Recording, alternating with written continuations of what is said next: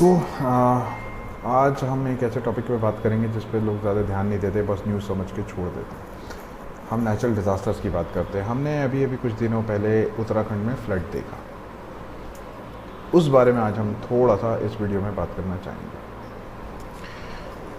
हम ये देखेंगे कि वो फ्लड आने के 2 हफ्ते बाद तक चमोली डिस्ट्रिक्ट के जो रिमोट प्लेसेस थे वहाँ रेस्क्यू ऑपरेशंस बंद नहीं हुए थे।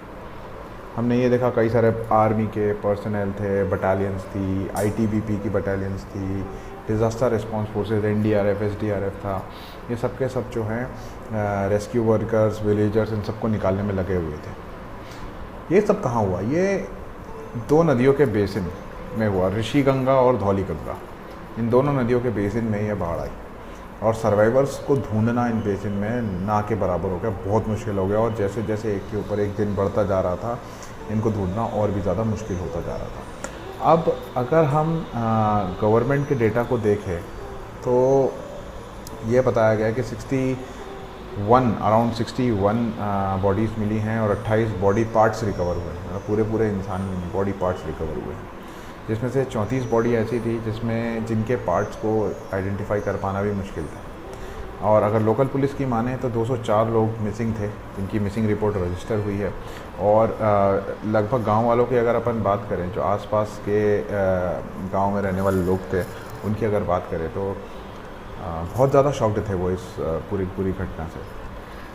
अब ऐसे लोग कहाँ जाएंगे? ऐसे लोग उस जगह पे नहीं रहना चाहते। ऑब्वियस सी बात है, ऐसी जगहों पे जहाँ पे बाढ़ आ रही है, बार बार नेचुरल डिज़ास्टर्स आते हैं, उन जगहों से दूर रहना चाहेंगे। तो उत्तराखंड एसडीआरएफ ऐसे जितने भी डर वगैरह हैं, इन सब चीज़ों से लोगों का बचाव करने के लिए, लोगों के भ्रम वगैरह ख़त्म करने के लिए एक अर्ली वार्निंग सिस्टम लगा रखा है ऋषि गंगा रिवर के ऊपर। अब साइट एडमिनिस्ट्रेशन ये बोलता है कि 1 किलोमीटर के दायरे में जितने भी गांव आते हैं, जैसे ही वाटर लेवल बढ़ता है हम उनको आगाह कर देते हैं। तो उनको पता सचेत हो जाते हैं वो कि हाँ ठीक है, हमको वाटर का लेवल जो है वो बढ़ता हुआ दिखाई दे रहा है, तो ख़तरा है, आपको यहाँ से निकलना होगा। तो गांव वालों को 1 घंटे पहले ही पता चल जाता। लेकिन क्या 1 घंटा काफ़ी है? और ये कब तक चलेगा? बाढ़ तो बार बार आती रहेगी। अगर इस डर की अगर हम बात करें तो और एक डर में और नई नई चीज़ें और जुड़ती जाती हैं। हम ये देखते हैं कि फ्लैश फ्लड्स जो अचानक आ जाती है बाढ़, जिसका वार्निंग भी नहीं मिल पाती, जिसकी अचानक कहीं पे कोई डैम वगैरह ओवरफ्लो हो गया, टूट गया, नेचुरल जो बांध होते हैं नेचुरल, वो टूट गए, खुल गए, तो अचानक बाढ़ आती है। फ्लैश फ्लड बोलते हैं उसको। वो अचानक आ जाती है तो उसका तो कोई कुछ भी नहीं कर सकता है। अब आईटीबीपी की एक पूरी टीम को डिप्लॉय किया गया है इस एरिया पे, वहाँ इलाके में सारे के सारे रिस्क को इवैल्यूएट करने के लिए। अब इन सब के बीच में क्लाइमेट चेंज और उसके प्रभाव, यानी कि जलवायु परिवर्तन और उसके प्रभावों का एक सवाल उठता है। क्या ऐसे इकोलॉजिकली फ्रेजाइल एरियाज़ में इंसानों को रहना चाहिए? क्या बस्तियाँ वहाँ बसानी चाहिए? क्या हम लोगों को उस जगह पे रिसोर्सेज यानी खनिज और बाकी चीज़ों का दोहन करना चाहिए? ये बहुत बड़ी बात आ जाती है। अगर हम वल्नरेबिलिटी की बात करें, मतलब कितना ज़्यादा ये इलाका जो है सेंसिटिव है, इसकी बात करें तो हिमालय के जो स्लोप होते हैं उत्तराखंड में आपको जो मिलेंगे, वो बहुत ही इकोलॉजिकल सेंसिटिव जोन के अंदर आते हैं। यहाँ पे फ्लैश फ्लड, लैंडस्लाइड, तालाबों का फटना, अर्थक्वेक, ये नॉर्मल चीज़ें हैं, रेगुलर फिनोमिना है। रीसेंट फ्लड जो है वो ये बताता है कि 2 हाइड्रो पावर डैम चले गए रीसेंट फ्लड में। अभी अगर आपको पता हो तो 2 हाइड्रो पावर डैम जा चुके हैं, जो कि कंस्ट्रक्शन के अंदर थे, जिसमें से एक। और ये रिमाइंडर दिया जाता है कि जो केदारनाथ में हुआ था 2013 में, जिसमें 6000 लोग मरे थे उत्तराखंड के, ये उस चीज़ को वापस याद दिला देता है। तो उससे हमें क्या सीख मिली? कुछ भी नहीं, क्योंकि हमने कोई सुधार किया ही नहीं है। एक्सपर्ट रिपोर्ट ये बोलती है कि जो ग्लोबल वार्मिंग हो रही है, जलवायु परिवर्तन हो रहा है, क्लाइमेट चेंज हो रहा है, ये ग्लेशियर आइस को बहुत तेज़ी से मेल्ट कर रहा है हिमालयन रीजन में मिलने वाली।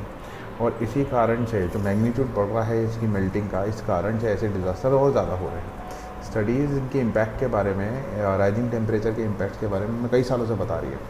2019 में एक रिसर्च पब्लिश हुई थी, उसमें बताया कि सन 2000 के मुकाबले 2019 में rate of melting of Himalayan highs, यानी कि हिमालय में जो बर्फ़ है उसके पिघलने का जो रेट है वो 2 गुना हो चुका है 20 साल में, डबल। हम तैयार नहीं हैं इसके लिए। एक और रिपोर्ट अगर हम देखें, international centre for integrated mountain development, उस रिपोर्ट में ये कहा गया कि कार्बन एमिशन जो हैं बहुत तेज़ी से अगर हम काट भी लें तब भी तब भी हम क्लाइमेट चेंज को, टेम्परेचर राइज को, जो 1.5 डिग्री सेल्सियस के टेम्परेचर राइज हो रहा है, हम इसको नहीं रोक पाएंगे। कम से कम 1/3 बर्फ़ हिमालयन ग्लेशियर में है वो 2100, यानी कि अगले कुछ 70 साल के अंदर अंदर, 70 से 80 साल के अंदर अंदर पिघलेगी। कुछ नहीं कर सकते आप उसका। अब एक रिव्यू पब्लिश किया गया था कुछ दिनों पहले कि चमोली में जो फ्लैश फ्लड आए थे, जो हिमालयन स्लोप्स की वल्नरेबिलिटी बढ़ा के बताने वाली जो स्टडीज़ है, उन को प्रूफ कर देता है। वो ये स्टडीज़ को बिल्कुल सही साबित कर देता है जो अभी अभी हुआ चमोली में। हम देखते हैं टेम्परेचर बढ़ता जाएगा, हिमालय के स्लोप जो है वो बहते जाएंगे। अब बात ये आती है डिटेल रिपोर्ट, अगर हम देखें गार्डियन में छपी थी डिटेल रिपोर्ट, रैपिड मेल्टिंग जो हो रही है वहाँ पे ग्लेशियर्स की, तो या हाई अल्टीट्यूड पे ग्लेशियर लेक जब फट जाते हैं, जो तालाब होते हैं जो बहुत ऊंचाई पे बने हुए होते हैं, उनकी बर्फ़ पिघलती है तो तालाब पूरा ओवरफ्लो हो जाता है। ये तालाब बहते हैं, सीधे नीचे की तरफ आते हैं और अचानक इतना बड़ा फ्लड आ जाता है कि हम उसको संभाल भी नहीं पाते। तो ये सब अचानक होता है, किसी को कुछ नहीं पता कि कब होने वाला है। ठीक है, तो उत्तराखंड के 90% माउंटेन विलेजेस जो हैं इनसे खतरे में हैं। उत्तराखंड की बात अभी क्यों हो रही है? क्योंकि उत्तराखंड में ऐसा हो रहा है और हम देख रहे हैं बार बार हो रहा है। कई लोग मर रहे हैं, ऐसा भी नहीं है कि बहुत कम लोगों की जान को खतरा, बहुत लोग मर रहे हैं वहाँ पे। तो अब दिक्कत क्या है, आज 1000 से ज़्यादा ऐसे गांव हैं उत्तराखंड में जिनको गोस्ट विलेज जो है डिक्लेयर कर दिया गया है। मतलब वहाँ की पॉपुलेशन है 0, कोई नहीं रहता उनमें, खाली कर दिए गए हैं वो गाँव। तो हम कब तक ऐसा रख सकते हैं? क्या ये डेवलपमेंट मॉडल सही है? क्या इस डेवलपमेंट मॉडल पे सवाल उठाने ज़रूरी है? क्या इस डेवलपमेंट मॉडल पे सवाल उठाए जा रहे हैं? एक्सपर्ट्स ये बोलते हैं कि लगातार हमारी इकोलॉजिकल सेंसिटिव लैंडस्केप के ऊपर जो कंस्ट्रक्शन प्रोजेक्ट चलते हैं, जैसे कि रोड कंस्ट्रक्शन देख लो, हाइड्रो पावर डैम बनाना हो गया। 2014 में केदारनाथ जब पूरा फ्लड आया था, उसके बाद सुप्रीम कोर्ट ने एक एक्सपर्ट कमेटी जो है वो बिठाई थी कि बड़े बड़े हाइड्रो पावर डैम जो हैं उस कारण से 2013 जैसे डिज़ास्टर होते हैं, और ये रिकमेंड किया गया कि 23 बड़े प्रोजेक्ट को इकोलॉजिकल सेंसिटिव जोन्स में से हटाया जाएगा।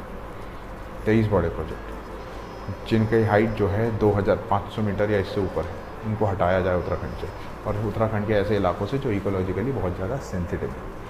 अब ऐसी कई सारी रिकमेंडेशन जो हैं लोकल से भी आ रही हैं, लोकल लोगों से भी आ रही है, एक्सपर्ट से भी आ रही है, लेकिन उसका कोई सुनवाई करने वाला नहीं है, कुछ सुन नहीं रहा। Central government, state government depend करती है कि भाई डैम और रोड नहीं बनाओगे तो डेवलपमेंट कैसे होगा, स्ट्रैटेजिक इंटरेस्ट कैसे पूरे होंगे हमारे, लोग कैसे आगे बढ़ेंगे।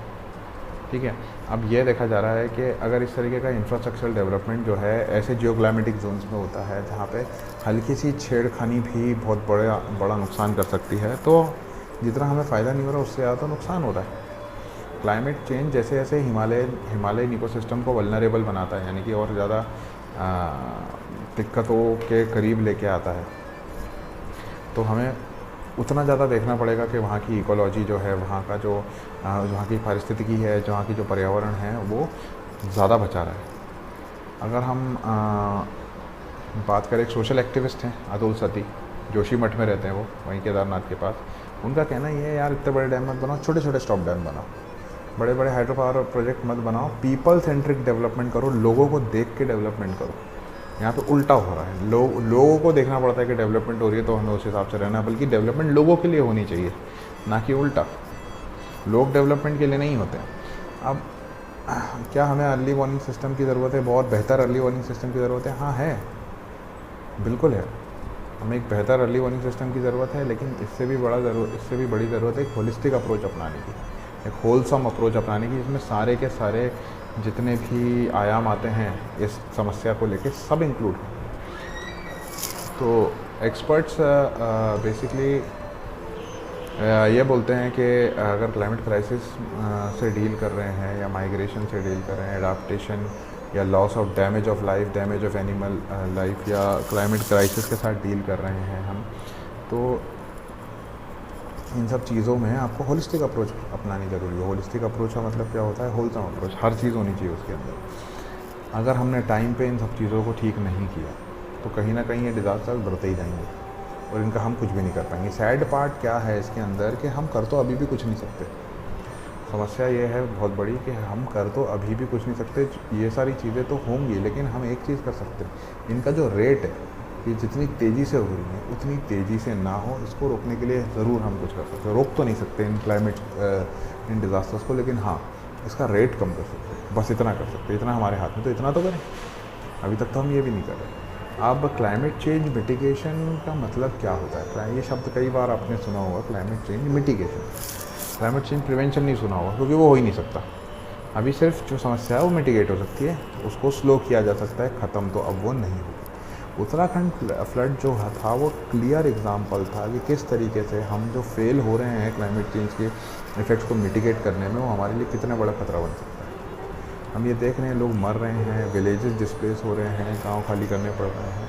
तो इस तरीके की जो समस्याएं हैं उनका कोई भी निवारण नहीं निकल रहा है। इसका कारण क्या है? ये हम सोच ही नहीं रहे इस डायरेक्शन में। डेवलपमेंट का तरीका ही हमारा गलत है। तो अभी इस सेशन में मैं इतना ही रखना चाहूँगा। हम आगे और देखते हैं और डिस्कस करते हैं इसी टॉपिक पर। आपके आसपास यदि कोई ऐसा ही संगठन या व्यक्ति पर्यावरण के लिए कार्यरत है तो संपर्क करें हमारी जीमेल आईडी changing-earth61@gmail.com। हमारा WhatsApp number 7692806363। Team the green army का प्रयास रहेगा, हमारी सारी टीम इस प्रयास में कार्यरत रहती है कि समय समय पर आपको पर्यावरण से संबंधित घटनाएं, संबंधित किसी व्यक्ति या संगठन की जानकारी समय समय पर प्रदान की जाए।